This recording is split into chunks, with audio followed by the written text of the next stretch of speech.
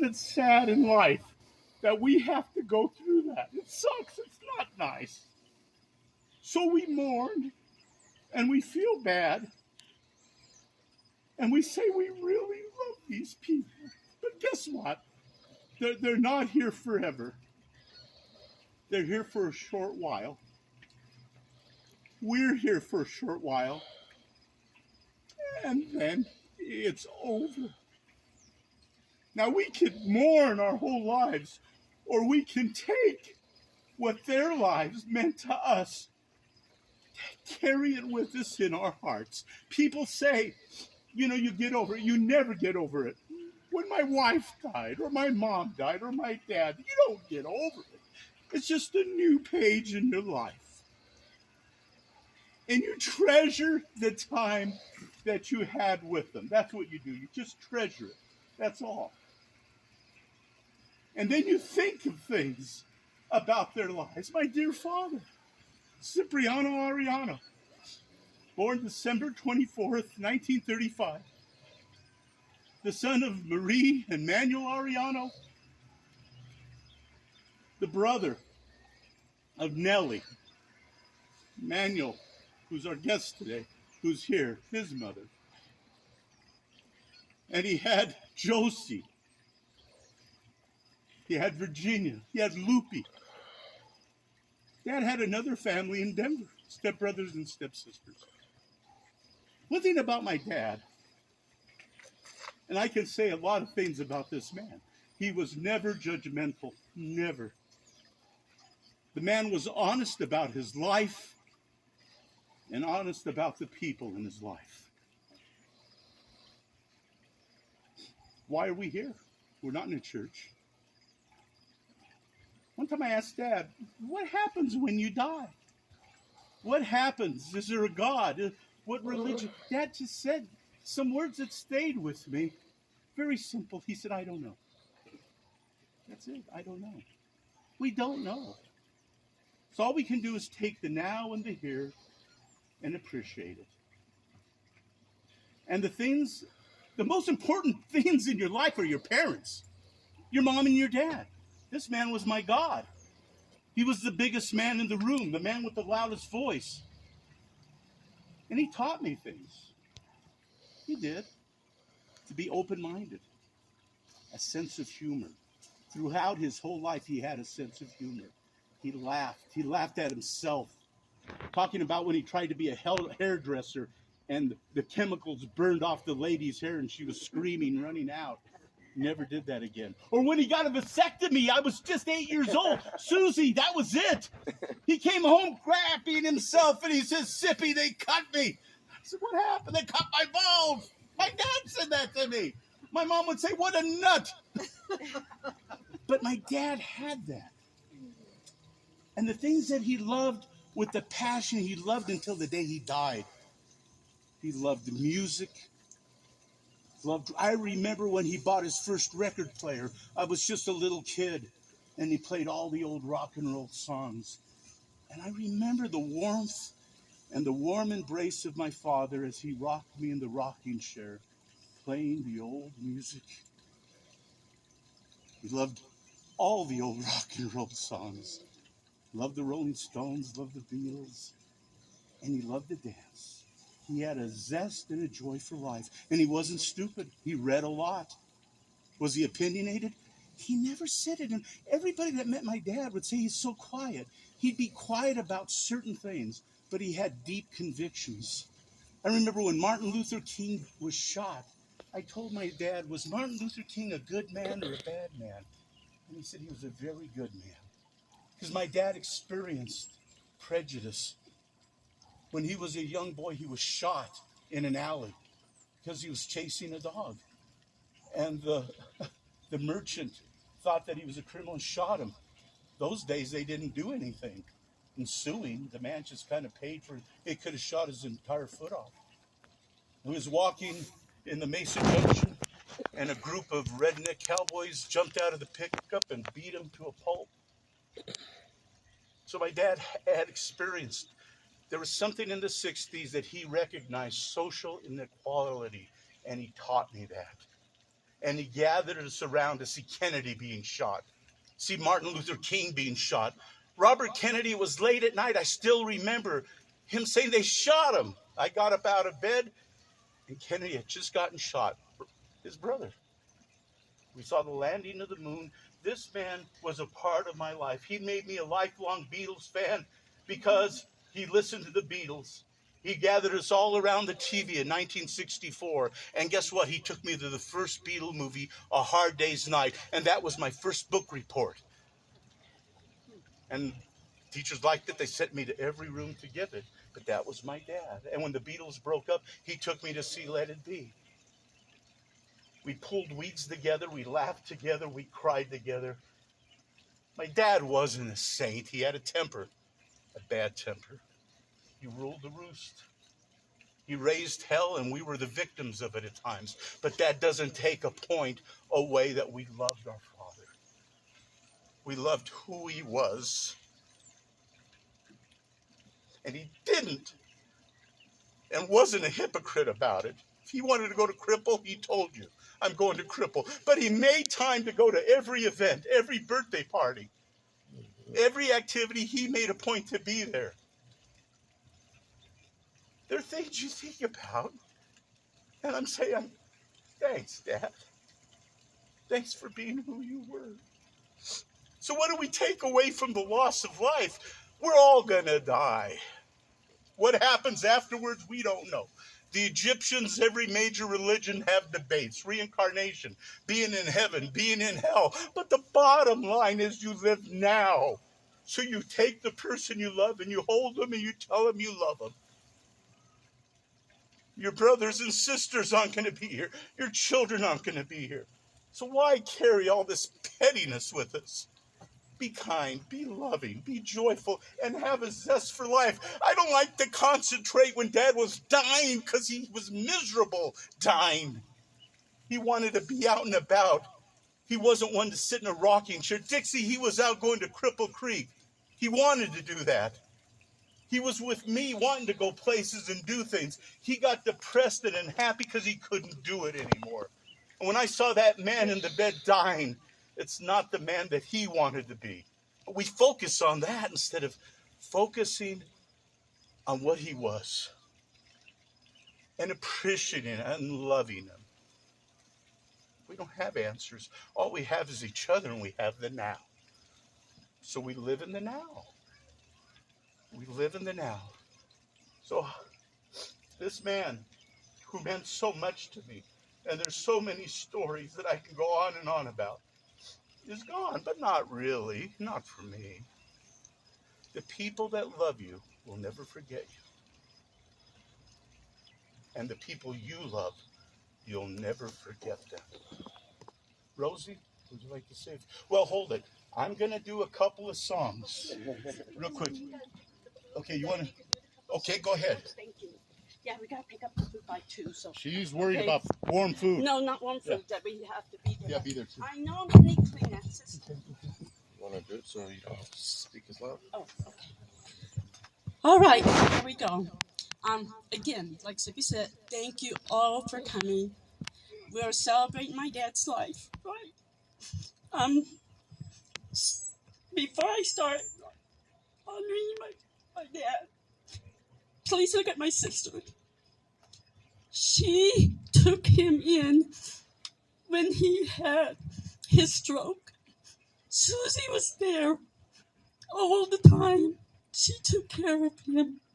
She was there through thick and thin, people. You don't know how loving and caring she is. She was with my mom, too. Unfortunately, my mom was in the nursing home when she passed away. But guess what? My mom was never left alone. Susie was there when my mom gave her last breath. Susie and my mom were close. They were friends. They had so much in common. It was crazy. But Susie was there. The last breath, Susie was there for my mom. And my dad, Susie was awesome. She took him in. He didn't have to go to the nursing home. She took him in, people. She took care of him. She was with him 24 hours a day. She did so much for him. That's why I wanted to start off first in showing Susie and Cippy, I know, we give our love to you. You are the most generous person. And I remember you told me when you got that house, Susie, what did you say? This is for my mom and dad. I'm going to take care of them. I'm going to make it where it's easy for them to get around. And she did. She remodeled the house, guys, for my parents. Thank you, Susie. And Susie, again, was there when my dad passed away. My dad was never left alone again. Our parents, that's what, if you still have your parents alive, please do the example of Cippy, Susie, and me. Be with them. Be with them as much as you can, please. Okay. Oh, I'm going to clap. Let's clap for Susie. Yay! Look at my sister. My dad and I were very close. I am a tomboy, and the reason why I'm a tomboy is because I was with my brother, because we're twins, and my dad loves sports. Loved the Nuggets was his first team, right, Jeff? And then the Broncos. So guess what? I was with Cippy and my dad, so I watched along with them. And to this day, I'm a Bronco fan and a Nuggets fan. My dad, he was a hard worker. He never missed work, as Bob knows. My dad never missed work. He worked all the time. That instilled in us. Susie, Cippy, and I were very hard workers too. My mom was a very hard worker too. So we got that from them. I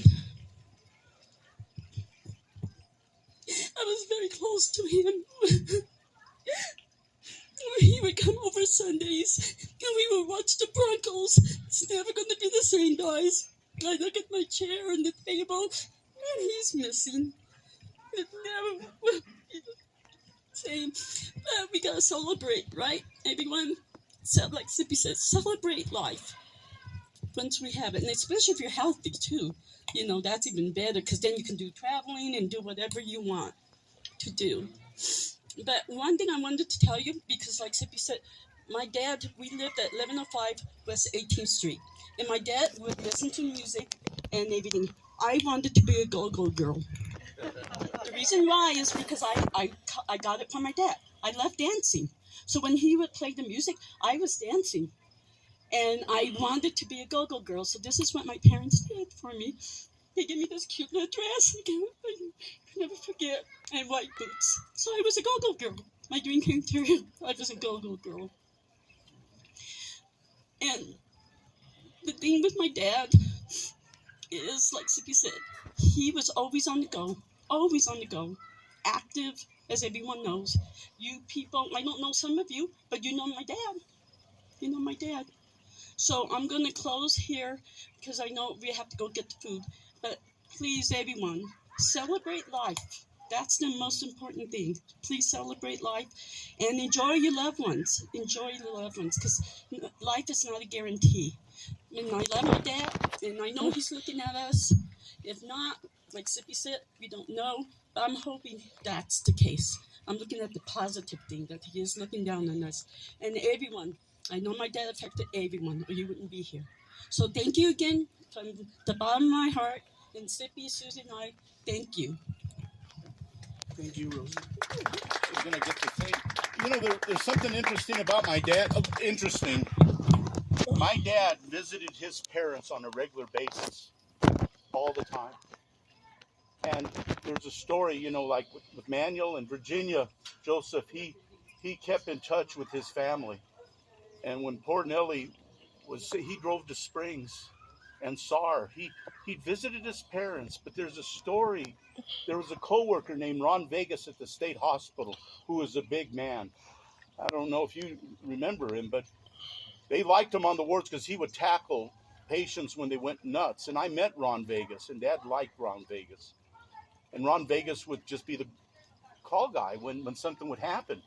One day, a little patient walks by, and there's a phone, and he shoved it up his nose and went into his brain, and he was never the same. The strong guy was reduced to nothing.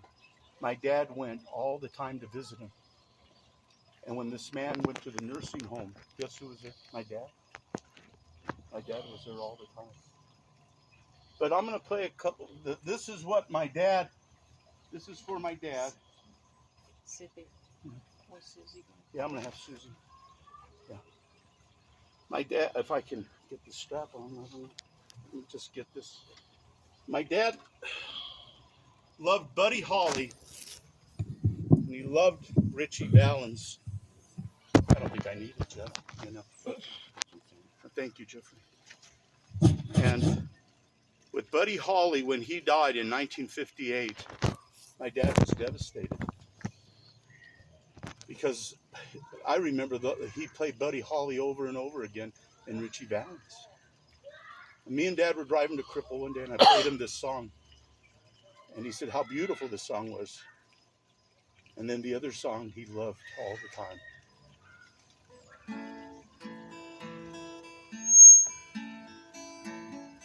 The sun is out, the sky is blue. There's not a cloud to spoil the view, but it's raining. Raining in my heart. Now the weatherman says it's clear today, but he don't know that you've gone away, and it's raining. Raining in my heart. Oh, misery, misery. How could this happen to me? Now tell these blues they mustn't show, but soon these tears are bound to flow, 'cause it's raining, raining in my heart. You see, the weatherman says it's clear today, but he don't know that you've gone away, and it's raining. It's raining in my heart. And I tell these blues, yeah, they mustn't show, but soon these tears are bound to flow, 'cause it's raining. Raining in my heart. Raining in my heart. It's raining in my heart.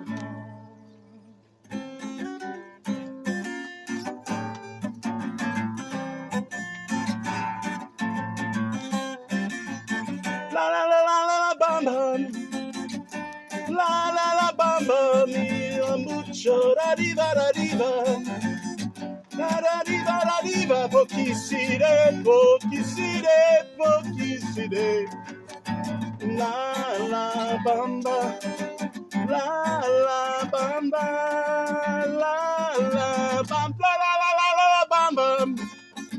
La la la la la bamba, pochisside, pochisside, pochisside. La la bamba, la la bamba.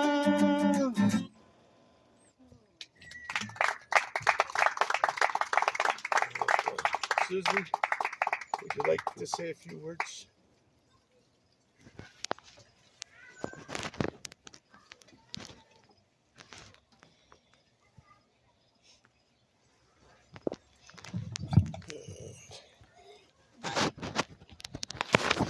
Thank you for coming. I was blessed as a child, spoiled. I was a baby. They loved me. What can I say? I was spoiled. I was close to my mom.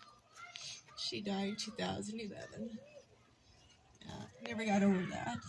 Still hurts. And when my mom passed away, my dad called me every day. Every single day he called me. He didn't call. I'm like, uh-oh. What's going on, Dad? Dad said, did you hear from Dad today? No. Yeah, something came out. He's okay. I'm okay. Okay, I'm doing. Yeah, we were close. They called me every day. We worried about each other. You know, they were my parents. I loved them. They loved me, and I wanted to take care of them when they got older. Yeah, it was an honor to take care of my dad. He got stroke 2020 in December. I was like, no, he's got to live with me. We can't put him in nursing home. And he lived with me a year and 9 months. It was an honor. It was a blessing. I had help. My brother helped me. Rose helped me. Dixie, God, my dad loved to go to Cripple Creek with you all the time. He was so happy to see you. He loved you. And, just everybody who came and supported me, gave me food, my neighbor, sent more support. Thank you for the calls and concerns and prayers. I do appreciate that. Without that, it would be hard. I have all you guys to help me. Without you guys, Isaac gonna help Jeff.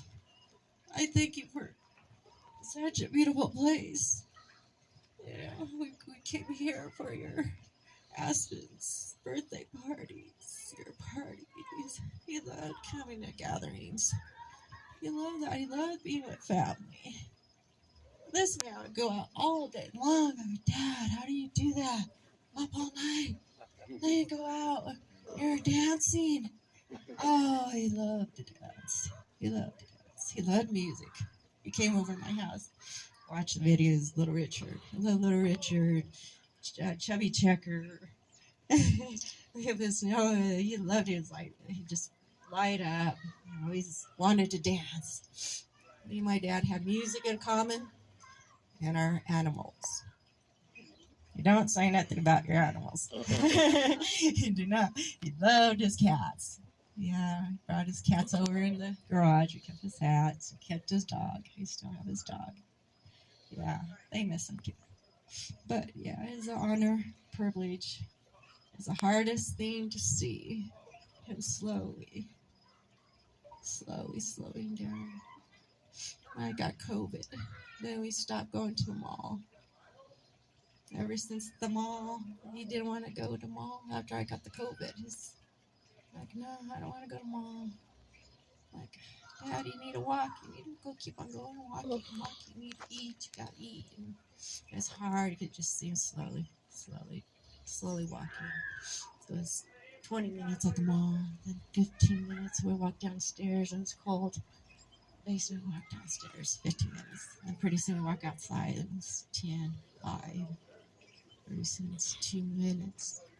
Like, oh, Dad, you're not walking much. He wanted to go to Cripple Creek, but he knew this is it. I can't go. I can't. I'm scared of falling because I think I'm gonna fall. I'm too weak. I can't. I don't know if I could go. He wanted to so much to go to Cripple Creek and Dixie and go out to eat, and he got weak and he got scared of falling. And he sat there and like, what is there? What is there to life now? And I could see he's depressed. It's so hard. It's so hard to see that. He just, an active man going out and dancing to sitting thinking this is it. I can't dance. I can't go Cripple Creek. Can't do anything now. It's just, it's hard to see. I didn't want him depressed. It's so sad. Yeah. But he got the cancer. His cancer came back. They said it went to the bones. And then his blood. The doctor said, he got 2 weeks to live. Well, my dad's pretty stubborn. Not 2 weeks. Stay longer. Oh yeah, I didn't want to leave either. Stayed a month. It was the best month. Just tried to get him through, make him comfortable, have visitors come over. He loved to see Virginia. Man, he called Virginia Aunt Virginia every day. Sometimes I'm out sleeping at 2 o'clock in the morning.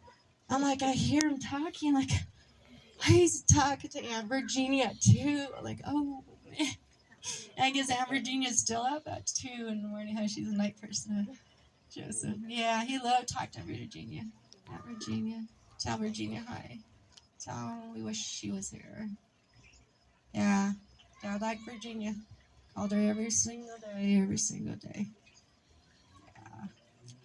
But, yeah. Cancer got him. Brought him home. Thank you for the prayers, the meals, the thoughts, the friends. Isaac, you did good too. You did good. Yeah, you support me a lot. You guys all help me. Yeah, it's hard. Because now he's gone. Like, wow. You know, I look at his chair, he's gone. I see his bowl. I look at his bowl, my God, and my dad used to eat out of that bowl. And this is his fork. This is his bowl. This is his chair. This is his room. He's not here. But he is here. He's in my heart. He's in my mind.